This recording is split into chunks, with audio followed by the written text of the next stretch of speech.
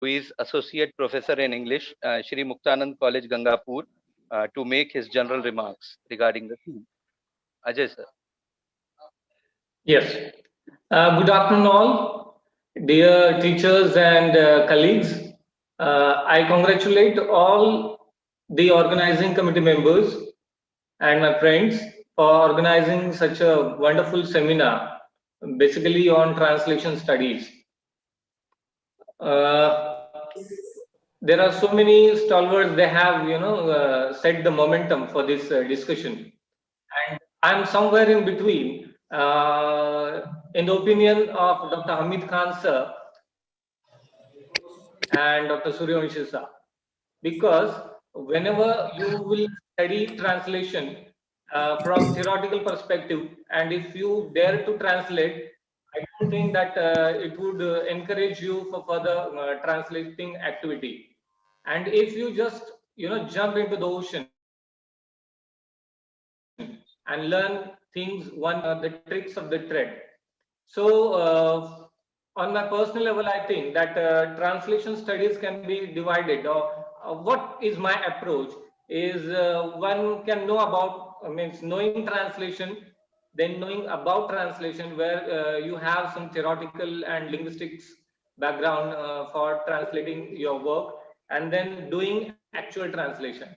So if you aspire to be a translator, one should keep these all things, theories and isms out, and just go on translating.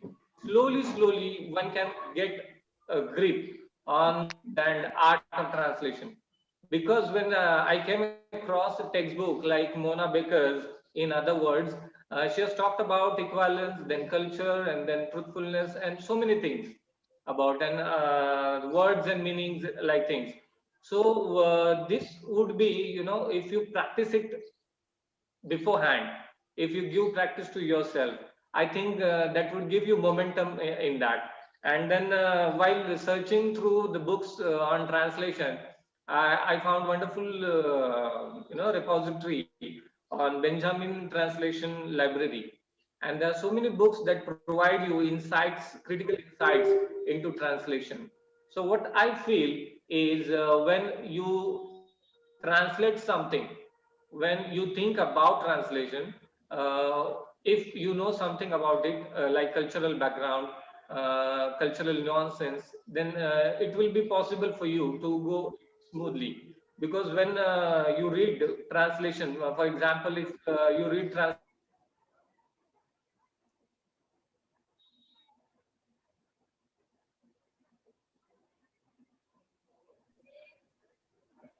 Hello.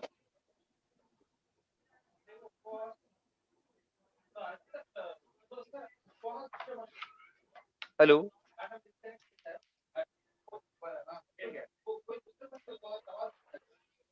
1 minute. There is a technical issue.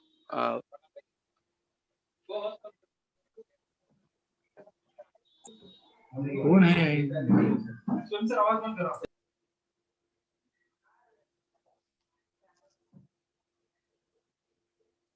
English. So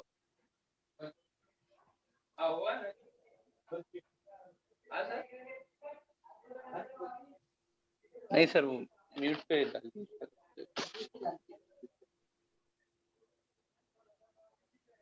am I audible now? Yeah. Ahmed sir? Yes sir. Yeah, a bit disconnected was there. I was disconnected. So what I feel means, I have seen people like Hamid Khan sir and my own guru, with whom I have worked on my PhD, Bhumkar sir. And whenever we used to see him in the library, surrounded by so many dictionaries and books, thoroughly doing his translation, and I have literally seen him hours together translating the works. So somewhere, looking at his stature, his work, and then daring to translate something was rather beyond my imagination. But when Sushma talked about it, and then I tried, so it was like डर के आगे जीत है. So all what I feel, you just translate, and then you just embark on your journey. You will be reaching at the right destination. Thank you. Congratulations once again to all. Thank you, Dr. Ajay Deshmukh, sir, for your motivation and inspiration for the upcoming translators. Now, Am I audible? yes, sir. Yes, sir. Yeah. Yes.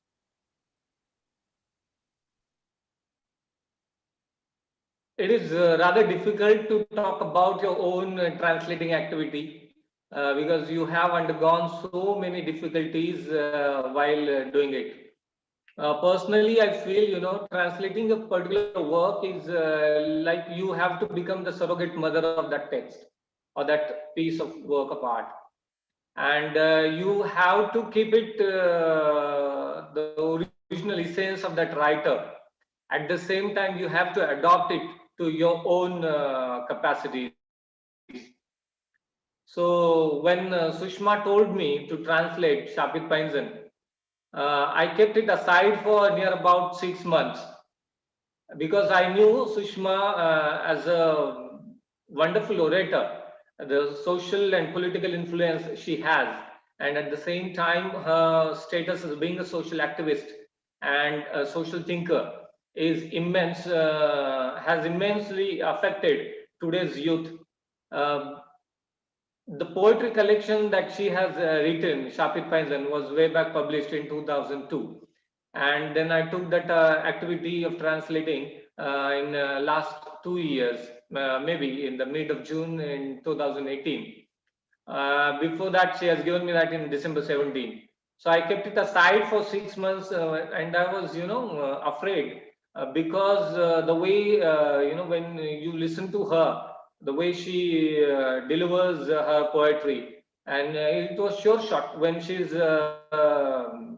reading her poem, she would get the first prize in any festival or in any youth or any competition. So another thing that was I was afraid rather doing this because knowing a writer personally gives you certain kinds of advantages. At the same time, it limits you because you have to take care the possibilities that your translation should not miscommunicate it to the readers. You have to be truthful and you have to communicate what that writer has aptly said in that particular context.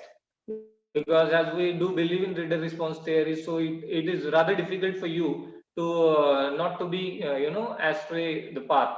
So that was another challenge before me while translating poetry. And I personally believe that writing a poem in your own language or in any language, your own poem is rather easy than translating any text. So prose translation, and if we go, as Mr. Jib sir has also talked about various genres. He talked about film, then he talked about novel, and then even drama. So every genre has its own challenges. You have to, adopt it as your own, and then you have to work on that. So when I started translating Sushma's poems, the first challenge it came with Famu Shinde's, FM Shinde's foreword. That was so lyrically written, and it has its own ethos in Marathi, having at its backdrop, tamasha backdrop in the while reading these poems. So that was a big challenge for me while writing, translating Famu Shinde sir's foreword into English. But I tried that, and when I have shown that to my guru, he said, "Yeah, you did it good." So that nod of approval was, it gave me confidence. Then when I started translating her poems, these are two subjective poems. And another challenge that was before me was thinking like a woman. When you're translating poems of a woman belonging to a particular background, it becomes rather difficult for you to enter into that particular role. So that was a big challenge for me. But having access to Sushma, that gave me a certain kind of authenticity to translate her poems into English. Uh, as we all are talking about cultural equivalence and then background, when I was working on my minor research projects on linguistics, ethno-linguistic study of Dalit and nomadic writers, narratives, auto narratives. So while doing those all activities, I came across that when word taxonomy is very essential, and that is why you have to incorporate some understanding of linguistic theories if you have access to that, as even Suryavanshi sir has told. So it gives you strong hold to cope up with your own translation activity. The challenges were dialect from a Kolati community, where Sushma's, though she has written in standard Marathi, but there were words which were typically belonging to that particular community, and specifically the stagecraft of tamasha. So I was unable to find out cultural equivalence to words like tamasha, then Sangeet Bari. I may have translated it as musical night, but that wouldn't have given the same intensity that Sangeet Bari has, or for that matter, Lavani. Even when she talks about the poems about her mother, her own self. So the first poem in a collection is mine.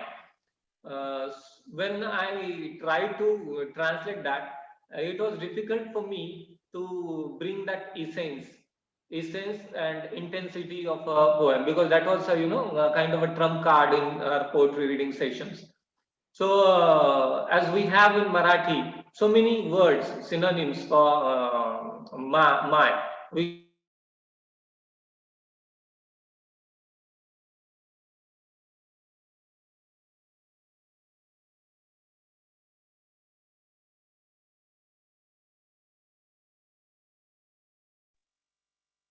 Hello, Deshmukh sir. which was close, or what we can so down. It was very difficult for me to translate that into English. And as I have seen her growth into a very mature person and a responsible social activist. So it became another thing for me to make the equilibrium, if not complete authenticity or truthfulness. I tried to maintain that equilibrium, that yes, I was closer to what she wanted to say. I would like to read one of her poems. I would read that first in Marathi. I won't be able to recite like her, but still, I would try that. This is the first poem in a collection. My तुला समध्यांनी बघितलंय रात्री बैठकीत मुजरा करताना दाग दागिन्यांनी आणि फुलांनी सजलेली पर म्या तुला बघितलंय तुला बघितलंय रात्रीची कुस्करलेली फुलं सकाळी उतरवताना रातभरची सुवासिन सकाळी रांडव होताना आसवांच्या धारांनी भिजलेली माय म्या तुला बघितलंय इथली नामर्द माणसं हिंस्त्र स्वादपदासाठी. So when you started that, you continue that reading that and translating that. So it was difficult for me to bring that ethos that I read in this first poem. I would read what I have translated, and you judge how it was. Uh, so when I translated that, I have seen mother, I have seen. So I laughed at it, and how casual I was while doing it. So I once again, I thought over that. I redrafted my writings, and then I came to one conclusion that I should, replace the word with witness. So that would be more closer to her creative pangs or her creative sensibilities. So I translated it like this: Mother, all have witnessed your dance through the night bedecked with jewelry and flowers. But I have witnessed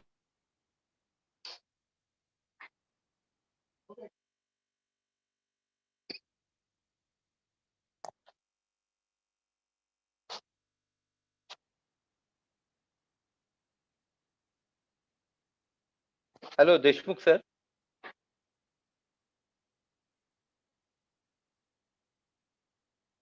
during the night and nobody knows who are you in the morning.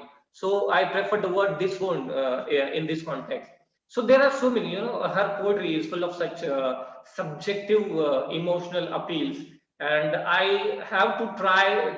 I tried to cope up with those all vocabulary that she has used, and I'm really very happy to have friends like Dr. Suhail Sheikh and Dr. Shankar Gauri. Apart from Guru like Dr. Santosh Bumkar sir and Dr. Natrikar madam also.